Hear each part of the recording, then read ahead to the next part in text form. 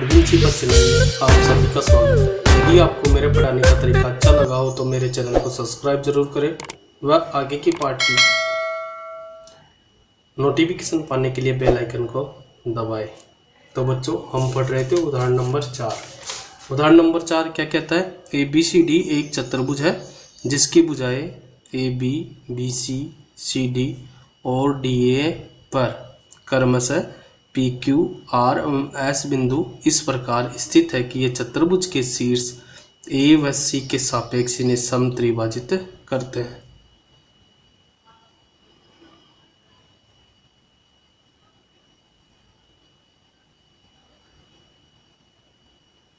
तो बच्चों, एक चतुर्भुज खींचना है मैं ABCD, तो मैं एक ABCD चतुर्भुज ले लेता हूँ। ये मेरा ABCD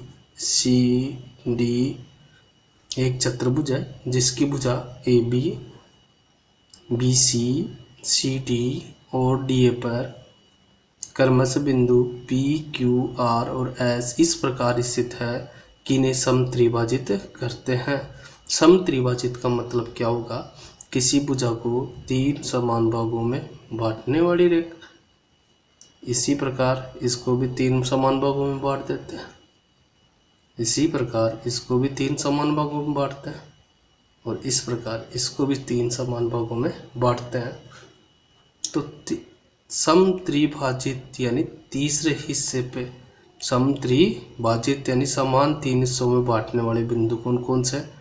P है, Q है, R है और कौन है? S है। AB पे तो P है, BC पे Q है, CD पे R है और DA पे क्या है? S है। खींच लिया।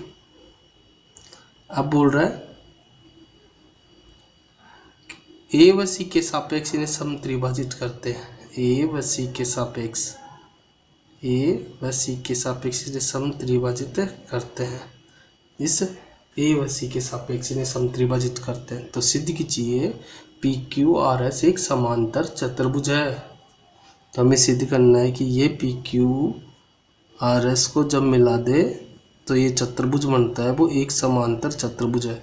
तो बच्चों, मेरे को बताओ समांतर चतुर्भुज होता क्या है? ऐसा चतुर्भुज जिसके आमने सामने की भुजाएं समांतर व समान होती है, ऐसे चतुर्भुज को समांतर चतुर्भुज कहा जाता है। तो हमें सिद्ध करना है, सिद्ध क्या करना है कि PS समांतर है QR के और PQ समांतर है SR के। PQ समांतर है SR के। तो बच्चों, हम पहले निकालते हैं BQ बटे QC। BQ बटे QC त्रिभुज ABC में, त्रिभुज ABC में BQ बटे QC। लेकिन इससे पहले हमें ये बताओ कि BQ और QC में क्या रिलेशन है? तो आप बोलोगे QC बराबर होगा 2BQ के, क्योंकि इसके समान 3 हिस्से किए गए। तो QC मेरा BQ के कब बराबर होगा? जब BQ को दुगना कर दिया जाए। भाई 2 बिंदु तक QC है, तो भाई QC के बराबर कब होगा ये? जब BQ को दुगना कर दिया जाए। तो B को दुगना कर दिया, क्योंकि एक हिस्सा ये रहा, एक हिस्सा ये रहा। इसी प्रकार PA की जगह क्या लिख सकते हैं? 2BP। इसी प्रकार AS की जगह भी क्या लिख सकते हैं? AS की जगह भी क्या लिख सकते हैं? 2HD या 2DS। और RD की जगह क्या लिख सकते हैं? RD की जगह लिख सकते हैं 2RD बराबर किसके होगा? CR के। ये थोड़ा उल्टा हो गया, यानी CR की जगह क्या लिख सकते हैं? 2RD। तो इसको सही लिख देते हैं CR बराबर 2RD। QC की जगह हमने लिख ही दिया होगा, QC की जगह क्या लिख दिया? 2BQ। चलो अब करते हैं। तो त्रिभुज ए बी सी में बी क्यू बटे क्यू सी, तो इधर करते हैं। तो बी क्यू बटे क्यू सी, बी क्यू का मान बी क्यू है, लेकिन क्यू सी की जगह क्या लिख सकते हैं, 2BQ। तो यहाँ क्यू सी की जगह क्या लिखूँगा, 2BQ। तो बच्चों BQ से PQ कैंसिल हो गया, बचा क्या, BQ बटे QC इक्वल टू आ गया 1/2। अब हम निकालेंगे बच्चों BP बटे PA। BP बटे PA, BP का मान BP है और PA की जगह क्या लिख सकते हैं, 2BP। तो PA की जगह मैंने मान रखा 2BP। तो 2BP रखने से मेरे पास क्या हुआ, BP से BP कैंसिल हो गया। तो अपने पास क्या आ गया, BP बटे PA इक्वल टू 1/2। तो हमने देखा जो BQ बटे QC का मान था 1/2, वही मान BP बटे PA का 1/2 है। अतः त्रिभुज ABC की भुजाएं समान अनुपात में है।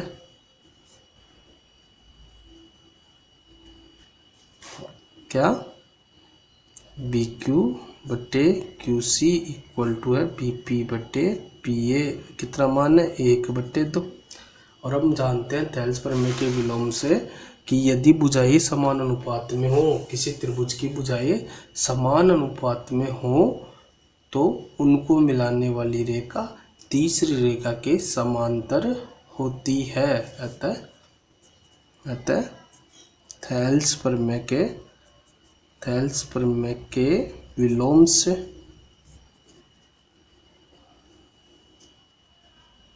थेल्स प्रमेय के विलोम से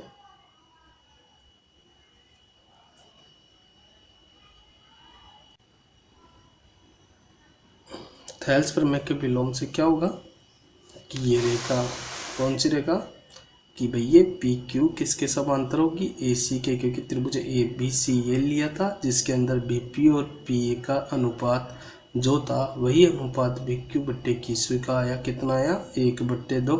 और थेल्स प्रमेय का विलोम क्या बोलता है, यदि दो भुजाएं समान अनुपात में हैं तो इनको मिलाने वाली रेखा तीसरी रेखा की क्या होती है, समांतर। तो आप बोलोगे PQ समांतर है AC के, तो निष्कर्ष निकल के आ गया PQ समांतर है AC के।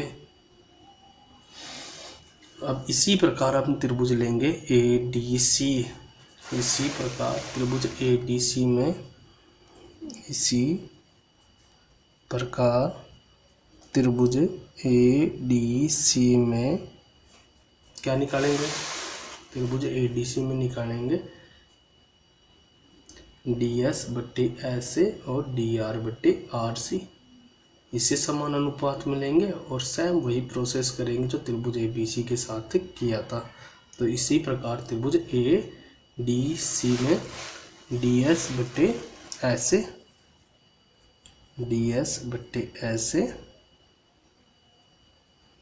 DS का मान नहीं पता है, DS है, लेकिन SA का मान देखो बच्चों, ऐसे का मान कितना है, 2DS।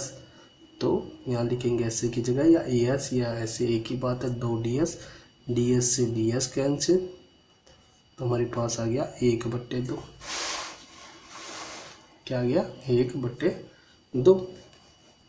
अब हम निकालेंगे, भाई हमने अभी निकाला था DS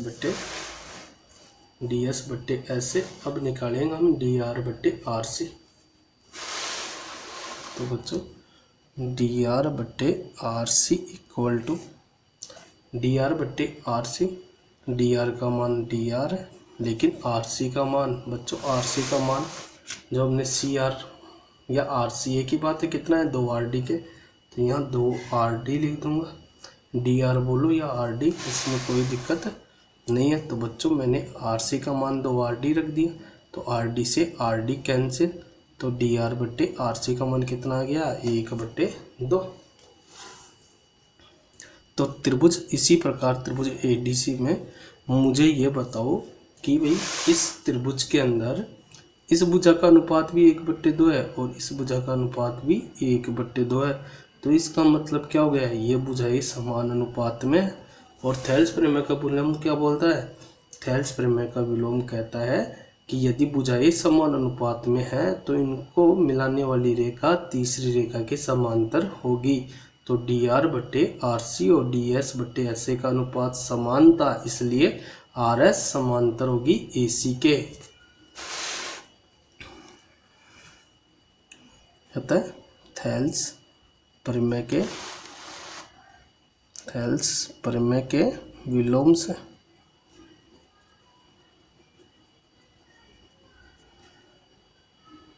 DS/SA इक्वल टू है DR/RC के। अतः भुजाएं समांतर होगी, भुजाएं समांतर होगी। और भुजाएं समांतर होगी तो बच्चों इधर आ जाते हैं, भुजाएं समांतर कौन सी किसके होगी, तो भुजा समांतर होगी हमारी, इस चित्र के अंदर आ जाते हैं, यानी RS समांतर होगी AC के, RS समांतर होगी AC के। तो SR समांतर होगी AC के। इसको तो देता हूँ समीकरण 1 इधर से, इसको देता हूँ समीकरण 1 और इसको देता हूँ समीकरण 2। समीकरण 1 व समीकरण 2 की तुलना करने पर, समीकरण 1 व समीकरण 2 की तुलना करने पर, समीकरण 1 और समीकरण 2 की तुलना करेंगे तो बच्चों समीकरण 1 मेरी क्या थी, मेरी समीकरण 1 ये थी PQ समांतर AC के, और समीकरण 2 क्या थी बच्चों मेरी, SR समांतर AC के। तुलना करते हैं तो बच्चों हमें यह पता है जो पक्ष समान होता है वो हट जाता है और बचा क्या, PQ समांतर SR, इसको देते हैं समीकरण 3। क्या देते हैं, समीकरण 3। अब इसी प्रकार हमें एक भुजा तो निकाल लिए PQ समांतर किसके है, SR के, और हमें और क्या सिद्ध करना है, अभी हमने ये निकाला है PQ समांतर SR के, और हमें ये और निकालना है PS समांतर है QR के। चलो बच्चों अब हम निकालते हैं PS समांतर है QR के। तो बच्चों ये चित्र था हमारे पास, इस चित्र में आप ऐसे करना, B को D से मिला देना, B को D से मिलाना। रचना तो कर ही सकते हैं, तो रचना करते हैं। रचना B को D से मिलाने पर, B को D से मिलाने पर, और B को D से मिलाएंगे तो बच्चों अभी जिस प्रकार दो त्रिभुज बने थे इसमें भी दो त्रिभुज बन जाएंगे। देखो कौन कौन से त्रिभुज बन जाएंगे, त्रिभुज ABD और त्रिभुज PCD। त्रिभुज ABD में हम निकालेंगे AP और PB का अनुपात, और किसका, AS और SD का अनुपात निकालेंगे। तो बच्चों हम निकालते हैं AP और PB का अनुपात।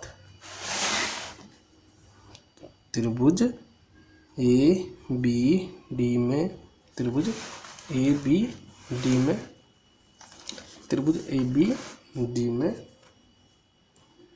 AP/PB बराबर, बच्चों हमें AP का मान पता है, और AP का मान बच्चों ये था हमारे पास।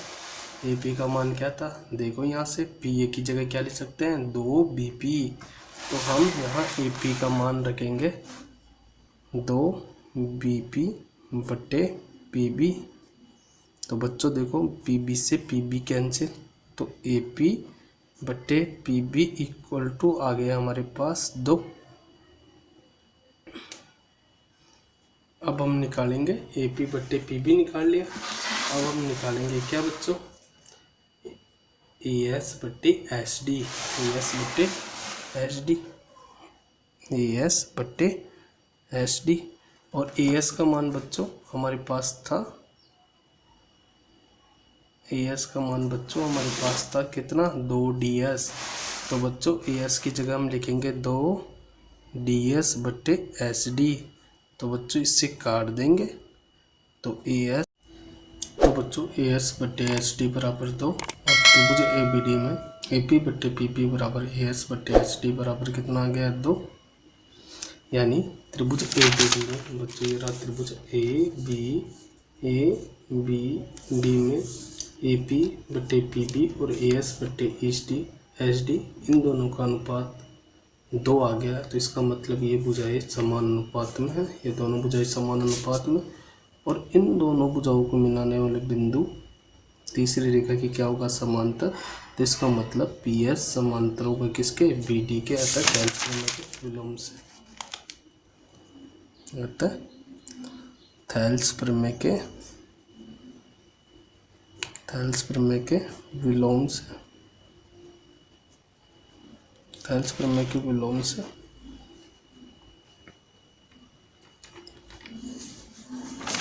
थेल्स प्रमेय के विलोम से क्या होगा, पी एस समांतर होगी बी डी के, पी एस समांतर होगी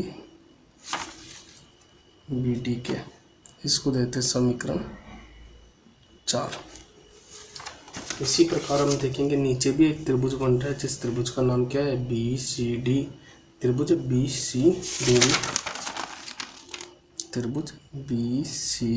डी में और त्रिभुज बी सी डी में आप बच्चों देखोगे कि बी क्यू सी क्यू बट्टे क्यू बी और सी आर बट्टे आर टी का मान निकालना है। तो सी क्यू बट्टे क्यू बी निकालेंगे और बच्चों सी क्यू का मान यहाँ पे कितना है 2 बी क्यू। तो बच्चों हम निकालेंगे सी क्यू बट्टे B Q equal to C Q का मान बच्चों अभी बताया मैंने कितना है 2 बी क्यू है। तो यहाँ लिखेंगे 2 बी क्यू बट्टे बी क्यू। तो बच्चों बी क्यू से बी क्यू कैंसिल हो जाएगा और सी क्यू बट्टे बी क्यू का मान कितना आ जाएगा 2। इसी प्रकार हम निकालेंगे सी आर बट्टे आर डी का अनुपात। तो सी आर बट्टे आर डी बराबर बच्चों सी आर का मान यहाँ दे रखा है, सी आर का मान किसके बराबर 2 आर डी के, 2 आर डी के। तो सी आर की जगह लिखूंगा 2 आर डी बट्टे आर डी। तो आर डी से आर डी कैंसिल, कितना आ गया 2। अतः त्रिभुज बी सी डी में सी क्यू बट्टे बी क्यू बराबर है सी आर बट्टे आर डी बराबर है 2 के, बराबर है 2 के। अतः हम जानते हैं थेल्स प्रमेय के विलोम से, थेल्स प्रमेय के विलोम से कि यदि किसी त्रिभुज की 2 भुजाएं समान अनुपात में हो, ये भुजा इस भुजा के अनुपात यानी इस भुजा और इस भुजा का अनुपात इस भुजा और इस भुजा के अनुपात के बराबर है, तो हम जानते हैं थेल्स प्रमेय के विलोम से किसी त्रिभुज की भुजाएं समान अनुपात में हो तो उनको मिलाने वाली रेखा तीसरी रेखा के क्या होगी समांतर। तो आर क्यू समांतर है बी डी के, आर क्यू समांतर है बी डी के, आर क्यू समांतर है बी डी के। समीकरण 5, समीकरण 4 व समीकरण 5 की तुलना करने पर, समीकरण 4 व समीकरण 5 की तुलना करने पर, समीकरण 4 और समीकरण 5 की तुलना करेंगे तो बच्चों हम देखेंगे तुलना करते समय जो दोनों में समान होता है। देखो बच्चों यहाँ पे समीकरण 4 में पी एस समांतर है बी डी के और समीकरण 5 में आर क्यू समांतर है बी पी के। तो दोनों में बी डी कॉमन है तो बी डी हट जाएगा, हमारे पास आ जाएगा पी एस समांतर है आर क्यू के और इसको देते समीकरण 6। समीकरण 3 व समीकरण 6 से, समीकरण 3 व समीकरण 6 से, समीकरण 3 क्या है, समीकरण 3 है पी क्यू समांतर है एस आर के, पी क्यू समांतर है एस आर के। और समीकरण 6 क्या है पी एस समांतर है आर क्यू के। और हम जानते हैं ऐसा चतुर्भुज जिसमें दो जोड़े समांतर रेखाओं के होते हो ऐसा चतुर्भुज हमेशा समचतुर्भुज समांतर चतुर्भुज कहलाता है। ऐसा चतुर्भुज जिसमें दो जोड़े समांतर रेखाओं के पाए जाते हैं, ऐसे चतुर्भुज को समांतर चतुर्भुज कहा जाता है। अतः चतुर्भुज PQRS एक समांतर चतुर्भुज है इति सिद्धम, हेंस प्रूव्ड।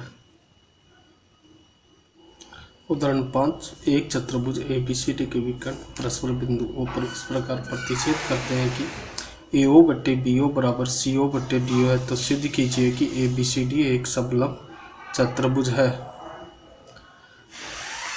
तो बच्चों ABCD एक चतुर्भुज बनाते हैं ABCD और इसके विकर्ण खींचते हैं हम AC और DO को मिलाने पर इसके विकर्ण O बिंदु पर प्रतिच्छेद करते हैं। दिया गया है AO बट्टे BO बराबर है CO बट्टे DO के। AO बट्टे CO बराबर BO बट्टे DO लिखा जा सकता हूँ। क्यों? इसी चीज़ को भाई ये गुणा की इधर आएगी तो भाग में चले जाएगी, भाग की उधर जाएगी तो किस में चली जाएगी, गुणा में। इसी चीज़ का उपयोग किया है मैंने। मैं क्या करता हूँ कि O को AB के समांतर OE खींच लेता हूँ। AB के रचना करते हैं AB के समांतर OE खींचने पर